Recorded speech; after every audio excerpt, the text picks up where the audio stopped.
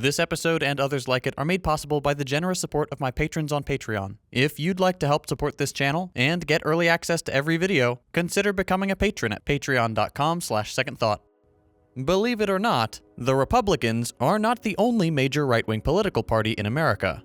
Of course, there are smaller conservative groups like the Libertarian Party and the Constitution Party, but for all intents and purposes, and contrary to what you've probably heard your whole life, the Democratic Party might as well join them on that list. How else could we categorize a party that blocks movement to the left, passively accepts movement to the right, and sometimes even embraces conservatism outright? In this episode, we're looking at how the Democratic Party takes advantage of the current electoral system to stop, to the best of its ability, the progress of left-wing politics and how it even actively promotes a right-wing agenda. We're talking about something called the Ratchet Effect. If you've been following this channel for a while, you've probably already heard me talk about the absurdly stunted American political landscape.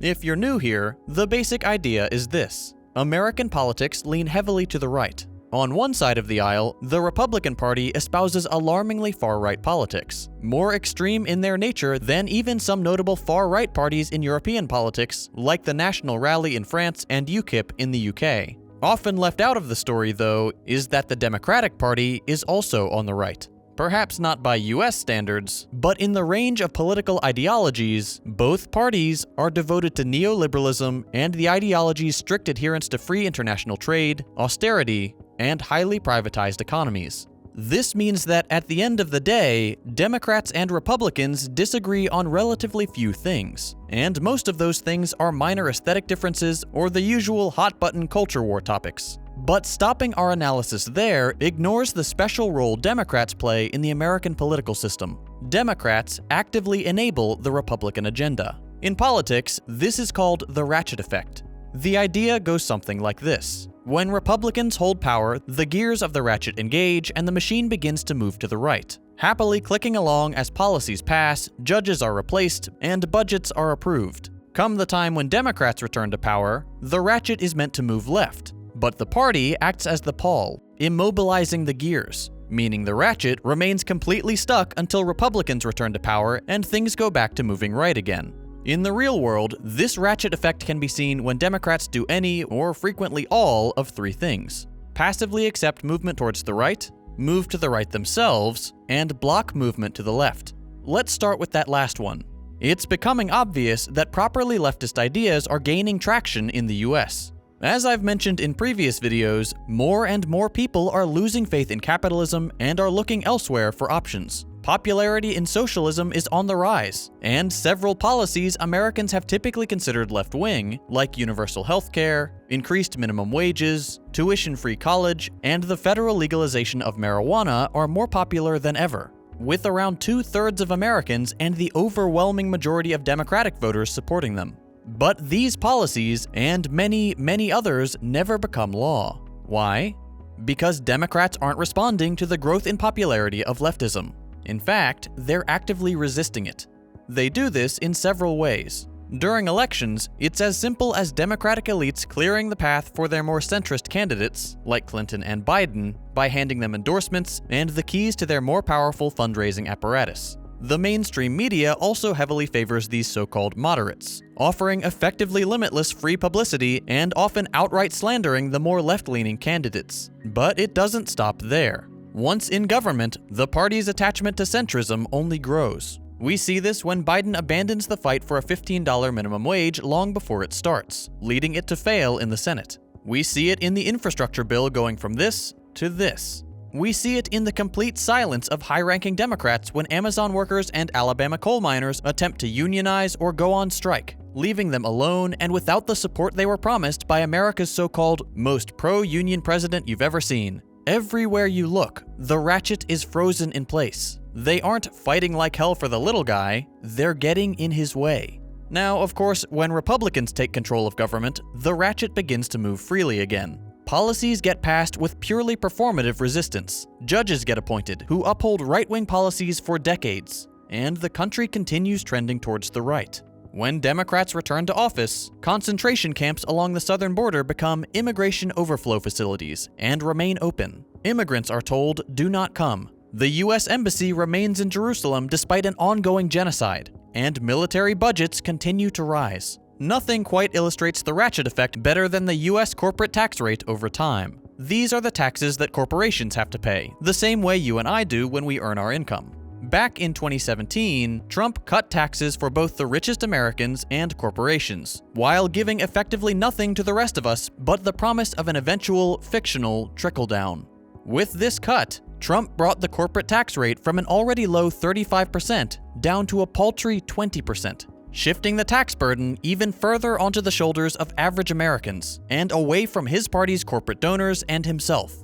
Thankfully, Biden is bringing it back up to 25%. 28% if we're lucky, 7 to 10 points lower than where it started. Here the trend becomes clear. Year after year, Republicans push further and further for imperialist foreign policy, for xenophobic immigration restrictions, for rich Americans to hoard more and more wealth. Democrats come to appease the masses, promising they'll be different from the previous administrations, returning power to the people, but always less than they had before and never getting in the way of this greater rightward trend. This isn't to say Democrats never pass progressive legislation. They sometimes do, but it remains an exceptionally rare event, especially in comparison to the number of conservative policies that pass. And it's always less than what they promised, less than what they could theoretically achieve, and nowhere close to what would be considered progressive in other developed countries. Now, these are all situations where Democrats appear ineffective, where they try but fail to deliver on the demands of their constituents. But they can be far more harmful. Every time they gain power, Democrats adopt some new right-wing policy, pushing the left further outside the realm of acceptable politics, and allowing the right to claim even more outrageous amounts of ideological territory as it adopts, according to some, the trappings of a fascist state. We've seen this for decades. In the late 60s and 70s, it was law and order. A seemingly innocuous phrase coined by Nixon became realized in full force by Reagan's disastrous war on drugs. Law and order became one of the rallying cries of a political program that threw the black community, black men in particular, in jail with long sentences for so-called broken window crimes. Minor crimes heavily punished so that the state could showcase its power. Politicians drummed up fear of black and minority criminals, while simultaneously terrorizing non-white communities with an over-militarized police force. In the 90s, Democrats latched onto this Republican program with their own narratives.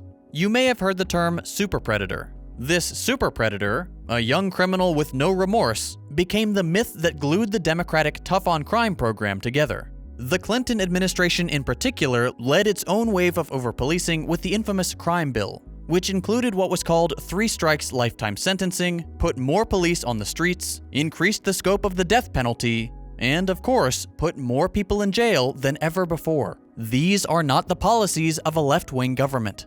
Generally speaking, Democrats are quick to jump on the police state bandwagon. We've seen it when the Biden administration tries to increase police funding and deploy it against Black Lives Matter protesters. We've seen it with the passage of the Patriot Act by a Democratic-led Senate back in 2001. Over time, Democrats tack more and more right-wing politics onto their agenda, until the Democrats of today begin looking a lot like yesterday's Republicans. There are 2 main reasons the Democrats act this way. First, they rely heavily on large corporate interests. Weapons manufacturers, the pharmaceutical industry, and fossil fuel companies are some of the most influential sources of funding for both political parties, and so will necessarily drag the Democrats further to the right than their constituents and the American people in general want them to go. Just look at the Biden administration's stance on oil drilling. Second, the US works on a mostly majoritarian model of democracy. In these types of democracies, 2 parties naturally rise to power and completely dominate the political arena. Whoever has the most votes, that is, electoral college votes, leads the country, naturally creating the incentive to vote for only those parties who stand a chance of winning. In the US, the Democrats and Republicans. This does a few things. 1, it stops third parties from gaining any significant traction. After all, why vote for the party you like better if they have no chance of winning? 2, it stops the 2 big parties from having to actually be accountable to their core voters, who have no choice but to vote for them so long as they remain preferable to the other option, which they always will. There will always be a, quote, lesser evil. And 3, the 2 parties must now compete over the same centrist voters to have any chance of winning, forcing them closer ideologically. Since both parties are already dragged towards the right by their wealthy donors fearful of the unruly masses, the center creeps ever so steadily towards the right. And with it goes the entirety of American politics. Every election year, the Democrats elected to the highest levels of power get there by feeding us the same lines. They say, "We alone provide an alternative to the past X years of disaster and the objectionable Republican figurehead. We alone are the barrier that prevents the free reign of regressive, conservative politics. Surely you wouldn't vote for the fascist." And yet, in the very same breath, they assure us that they need to work across the aisle, that our democracy hinges on their need to move towards the center and capture the mythical swing voters who decide the election. According to them, this is the only reasonable approach. This is what it means to be electable. All the while, American politics move steadily further right. There is some hope, though. Within the Democratic Party, progressive figures are gaining traction and getting elected. The policies that are considered too far left by corporate Democrats, like Medicare for All and the Green New Deal, are actually the policies that are kicking them out of office and earning their more progressive counterparts a spot at the table. That being said, progressive politicians regularly find themselves defanged by their corporate counterparts. Over time, they are assimilated into the centrist fold with every concession to the party's elite. So, while electoral politics do provide some short-term gains, most notably starting the radicalization process of many apathetic Americans, actual change will only come from popular grassroots movements. If you're looking for ways to get involved, see if any groups near you are looking for help. Joining your local chapter of a national group like the DSA, or any of the several left-wing political parties, or your city's mutual aid collective can have a bigger impact than you think. The main takeaway is this. The United States is run by a two-party corporate duopoly. Both the Republicans and the Democrats are beholden to the same corporate interests. And both parties are dedicated to the maintenance of the untenable and increasingly dystopian neoliberal status quo. Both our major parties are right-wing. This trend will only continue to get worse until the left, the real left, can mount an effective opposition to this deeply flawed and inhumane political project. If we want to make real, positive, lasting change, if we want to safeguard future generations against climate fallout, if we want to stop the inevitable transformation of neoliberalism into outright fascism, we have our work cut out for us. So let's get to work. I mentioned at the beginning of this video that this kind of content is made possible by my patrons on Patreon. When I decided to make the shift from general interest stuff to more radical political content, I knew I ran the risk of sinking my channel and losing my ad revenue and sponsors. These days, it's pretty hard to get a sponsor on my videos. I have one reliable one, and they're great, but for the most part, I'm having to rely on the generous support of viewers like you. If you appreciate the work I'm doing, and you're able to chip in even $1 a month, I would greatly appreciate the support. As a little show of that appreciation, every patron, regardless of donation amount, gets early access to every video, as well as access to our patrons-only Discord server. It's a great place to hang out, chat with other like-minded people, or learn about socialist theory in our book club. I'm also pretty active in the server, so you're always welcome to ping me to ask a question or just say hi. You can find my Patreon, join our growing Discord server, and get early access to every video at patreon.com/secondthought. If you enjoyed this video, consider dropping a like. If you hated it, a thumbs down. You can check out my previous videos by clicking the links on your screen. Thanks for watching, and I'll see you next week.